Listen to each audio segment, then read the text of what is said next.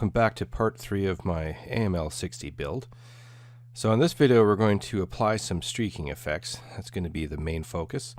And I'm also going to show you how to add graphite to machine gun barrels, and finally we're going to paint some on-vehicle tools. So as you can see here, I've started applying the effects, and I'm using MIG Productions Streaking Grime. It's enamel based and it's thicker than a wash, and it's easy to apply, and in this case I'm using a 00 round brush. So in applying the effect, I'd like to put it in places where water will gather and run down, and basically what it does is it replicates the real life circumstance of the dust and grime being drawn as the water runs down, creating a sort of a blended pattern on the side of the vehicle or the structure or whatever it is that you're going to be using this effect on. And so I'm going to make a series of lines, and they're going to be painted randomly over the entire vehicle. So I'm going to repeat this process with MIG's Rainmarks and dark streaking grime, and so eventually the model is going to have a patchwork of lines covering it.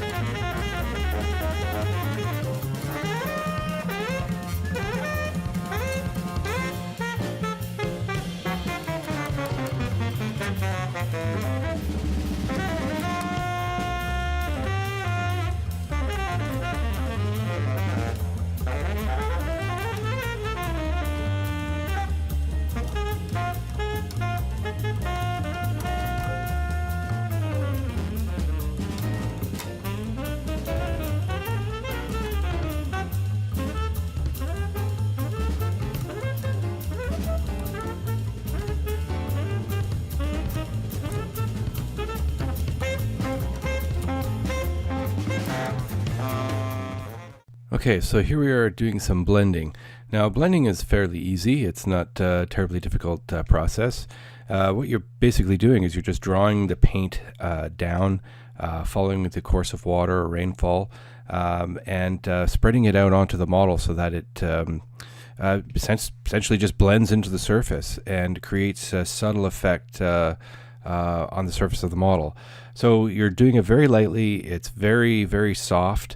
you might have to reactivate the streaking effect by dipping it in mineral spirits or whatever thinner that you're using. And it's important that you remove the excess thinner as much as you can, because what you do if you have too much thinner is you're running the risk of, instead of just reactivating the streaking effect, you're also running the risk of reactivating the filter and the washes that were applied in previous steps of the weathering process. So just very gently with a number 5 flat brush, just if you have to, practice on a practice model first, but you're just basically just drawing the paint down, reactivating the streaking effect, and just blending it into the surface. And the only way you're going to get good at it is just by practice. So practice on an old model if you can. But the process itself is very easy, and you'll get the hang of it, you'll get the knack in no time.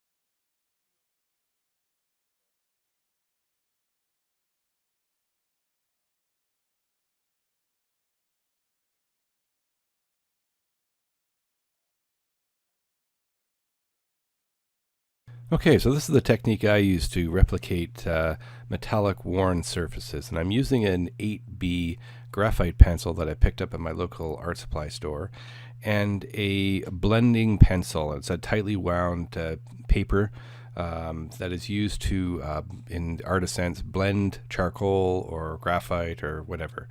But in modeling, I use it to create really effective metallic surfaces, and I use the graphite pencil on a piece of sandpaper. In this case, it's 400 grit, and I just want to get graphite powder on there, and then I take the blending stick. I get the smallest one you can. I think they're 25 cents each, or roughly something like that. Very, very cheap. And I like to have the point on it because I can get the point in areas that it might be hard to get if you have a larger one, and they come in different sizes. So basically, you just want to just, draw the graphite onto the surface, and it's similar to dry brushing, and it's just all the raised detail will show off the sort of the graphite dark metallic effect, and I think it's a really great technique, and it looks, in my opinion, it looks way better than taking silver or metallic paint and dry brushing it onto the surface.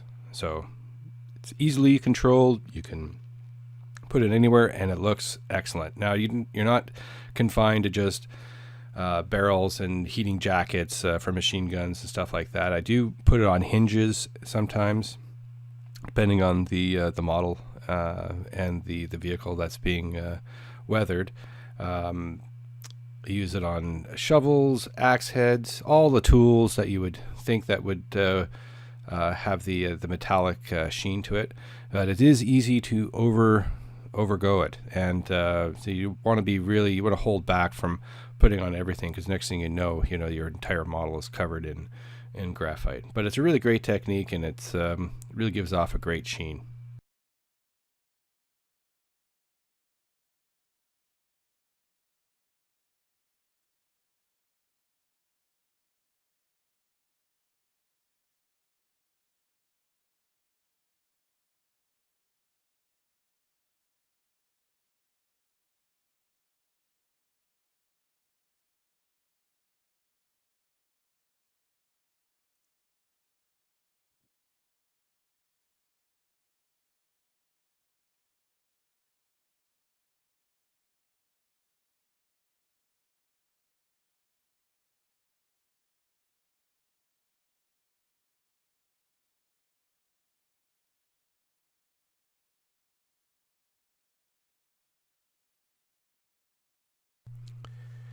Okay, so this is the final part of this video, and we're going to be covering painting of the tools.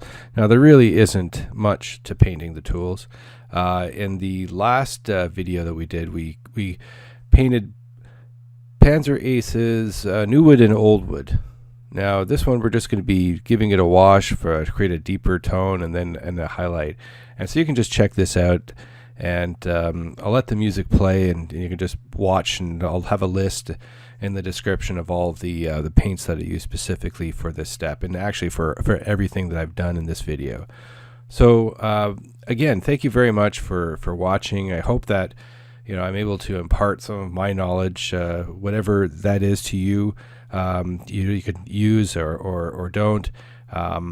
I've learned a lot of these techniques over years and years of modeling, and they seem to work for me. But if I can impart some of my knowledge to you and you can get something out of it, that makes me pretty happy. So again, thank you very, very much for watching, and you have a great day. And I will have another video next week for you, and it will be on the pigments. And shortly thereafter, we'll wrap up this build of the Takom 1/35 scale AML-60. Thanks again.